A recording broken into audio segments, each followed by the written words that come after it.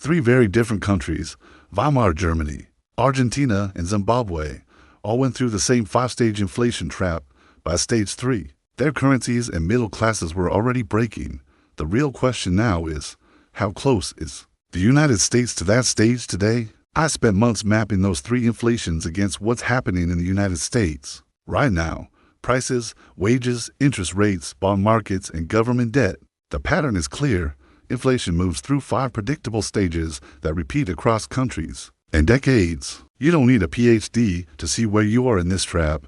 The signs are visible in everyday life. How fast your bills change, how politicians talk about temporary fixes, and how your savings keep up with your paycheck. The strategies that worked were not billionaire tricks, but simple moves ordinary families could make early. In this video, I've turned those lessons into a 5-stage framework and a practical checklist. For each stage, I'll show you what governments did, how it quietly hurt citizens, and what you can do instead, including if your country is already at stage 3. To understand the 5-stage inflation trap, we have to start with something very simple. Inflation is not only prices going up, it is a slow change in the rules of the game between workers, businesses, and governments. At the beginning, that change feels like background noise in the background of your life. At the end, it feels like a direct attack on your savings and on your salary. The trap is the path between those 2 points. Stage 1 is the moment when the damage begins quietly, long before anyone uses the word crisis. In stage 1, inflation is still officially under control. Prices are rising a little faster than usual, and people complain about groceries or rent, but the main news is focused on other problems. Governments and central banks use calm words. They call it temporary, transitory, or a side effect of a strong recovery. In Weimar Germany after the First World War, stage 1 looked like modest price increases while the government printed money to cover war debts and reparations. In Argentina, before the blow-up of the 1980s, it looked like regular currency devaluations that people accepted as part of normal life. In Zimbabwe in the late 1990s, it began as mild inflation after land reforms and growing budget deficits. On the surface, life still functioned. Underneath, the habit of solving problems with newly created money was already in place. If your country is at stage 1, the most dangerous reaction is to treat inflation as annoying but unimportant. This is the stage when many families lock themselves into long-term commitments that are measured in the local currency. They take on more house than they can safely afford. They sign long contracts based on today's salary, and they ignore the difference between their personal inflation and the official number.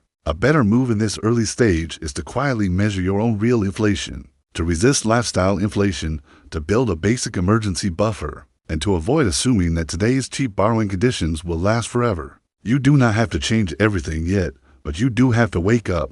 Stage 2 begins when the squeeze becomes obvious and everyone feels it. Prices are now rising fast enough that people notice from year to year, and sometimes from month to month. Wage demands grow louder. Unions push for cost of living adjustments. Governments roll out subsidies, price caps, and tax changes to help families cope. Official statistics are often adjusted so that they look calmer than what people see at the store. In Weimar Germany, stage 2 showed up as rapid but still linear price increases and a growing gap between domestic prices and foreign exchange rates. In Argentina, it meant double-digit monthly inflation and constant talk of stabilization plans. In Zimbabwe, shops changed prices so often that printed menus were no longer useful. Everyone understood that something was wrong, but many believed that the right policy package could still return things to normal. At stage 2, people begin to change their behavior in ways that quietly make the situation worse. Many people hurry to make big purchases earlier than planned. They buy cars or appliances sooner because they expect prices to be higher in a few months. They choose savings products with higher interest rates that promise to keep up with inflation, but these products are still tied to the same weakening currency. Governments, under pressure, may set strict limits on prices for basic goods, and this often leads to empty shelves and poor availability instead of real stability. A more careful way to act at this stage is not to buy everything in sight. It is to reduce the time you hold extra cash that you do not need, to lower your exposure to long-term fixed income that pays less than true inflation, and to pay down any risky loans with interest rates that can rise quickly. This is also the right moment to start diversifying your savings into assets that have historically held value during inflation instead of expecting that regular bank deposits will automatically protect you. Stage 3 is the breaking point. At this stage, inflation stops being only an economic issue and becomes a psychological turning point. The public loses trust in the currency itself. People no longer think only about how much something costs. They think about how quickly the price will rise if they wait until next week. Paychecks are cashed immediately. As soon as money reaches an account, it is converted into something else. People move into foreign currencies, goods, hard assets, and anything that feels more stable than the local unit. In Weimar Germany, workers ran from factories to stores on payday because prices could rise between morning and evening. In Argentina, hidden stacks of dollars and accounts abroad became more important than pesos in local banks. In Zimbabwe, people turned to barter, foreign money, or commodities whenever they could. The local currency still existed, but it had become a hot object that everyone tried to pass on quickly. Many people believe that stage 3 is the moment when everything is destroyed. In reality, much of the damage has already been done by the earlier stages. Stage 3 is also the stage when governments and central banks often double down on emergency measures. They may raise interest rates sharply, add new price controls, change foreign exchange rules, and introduce capital controls. For individuals, the key is to avoid being trapped as the last confident holder of long-term promises in a currency that others are quietly fleeing. That can mean reducing exposure to long-dated bonds or fixed contracts that pay back in weakening money, spreading savings across different types of assets, and, where it is legal and practical, across different currencies or jurisdictions. It also means focusing on the basics. You need to make sure that your ability to cover food, housing, and essential services is not entirely dependent on one employer and one domestic banking system. Stage 4 is the stage of control. Once the public has started to flee the currency, authorities often respond by trying to force people back into it, or at least to slow the exit. History shows a familiar set of tools. Governments impose stricter capital controls, set limits on cash withdrawals, and sometimes force the conversion of foreign currency deposits into local money. They may announce emergency bank holidays. They may bring in legal penalties for what they describe as speculation. In Weimar Germany, rent controls and new regulations attempted to manage the social impact. In Argentina, during several crises, governments repeatedly froze bank accounts, converted dollar deposits into local currency, and restricted withdrawals. In Zimbabwe, the state periodically banned the use of certain foreign currencies and introduced new versions of the local dollar, insisting that this time the value would hold. Each of these steps bought time, but none of them restored true trust. For regular people, stage 4 is dangerous not only in terms of money, but also in terms of law. It is easy in such moments to be pushed toward clearly illegal schemes, underground markets, and tax evasion as a way to protect yourself. That path can destroy your future,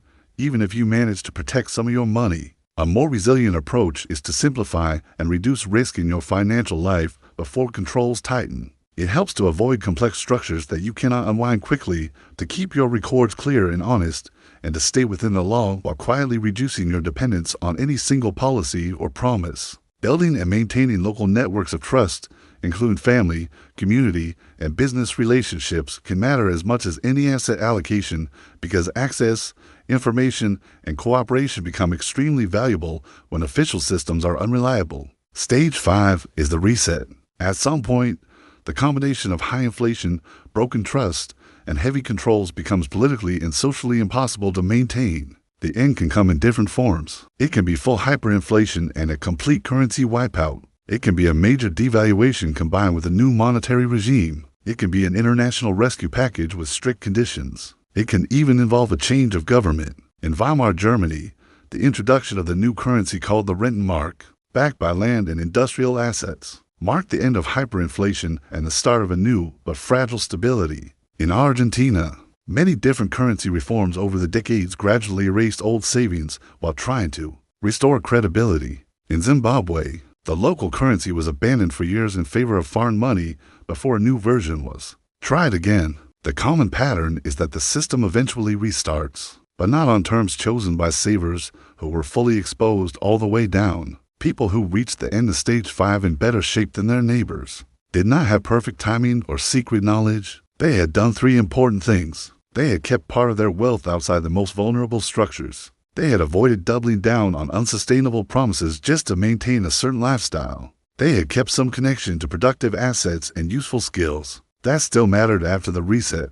That might mean owning a modest but real business rather than only a pile of paper claims. It might mean maintaining professional abilities that are in demand in many places. It might mean holding assets that have value beyond a single political system. After the reset, life continues, economies rebuild, and opportunities return. However, the distribution of who starts again with what is heavily influenced by choices that were made in the earlier stages. When you look at Weimar Germany, Argentina, and Zimbabwe through this 5-stage lens, you stop thinking only in terms of whether hyperinflation will come to your country. You start thinking in terms of where your country sits in the script and what that implies. The truth is that most of the important decisions happen long before the final explosion. Stage 1 and Stage 2 are when people choose their debts, their savings structure, and their level of dependence on a single salary or a single currency. Stage 3 and Stage 4 are when they either react deliberately or get carried by the crowd. Stage 5 is simply the accounting of all those earlier decisions.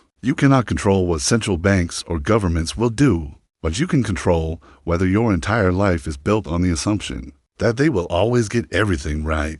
The purpose of this framework is not to make you terrified of your own money or to push you into extreme actions. The purpose is to replace vague fear with a clear mental model. If you recognize Stage 1 patterns, such as modest but persistent inflation, comfortable denial, and cheap credit, you know it is time to reduce fragile commitments and to build basic resilience. If you recognize Stage 2 patterns, such as accelerating prices, obvious political pressure, and more aggressive temporary measures, you know it is time to shorten your exposure to weak money and to strengthen your personal balance. Cheat. If you recognize Stage 3 and Stage 4 behaviors, such as visible flight from the currency and heavy controls, you know that staying flexible, legal, and diversified is more important than chasing returns. If your country is fortunate enough to avoid Stage 5, the same habits still leave you stronger. By the end of this video, I do not want you to walk away with a guess about a specific year or a specific inflation rate. I want you to walk away with a checklist that you can quietly run in your own mind. When you hear the next speech about prices or the next promise that everything is under control, you can ask yourself where your country is in the 5-stage inflation trap and what that implies for your debts, your savings, your skills, and your dependence on a single system. History cannot tell you exactly what will happen next. It can tell you what has happened every time people ignored these questions until it was too late.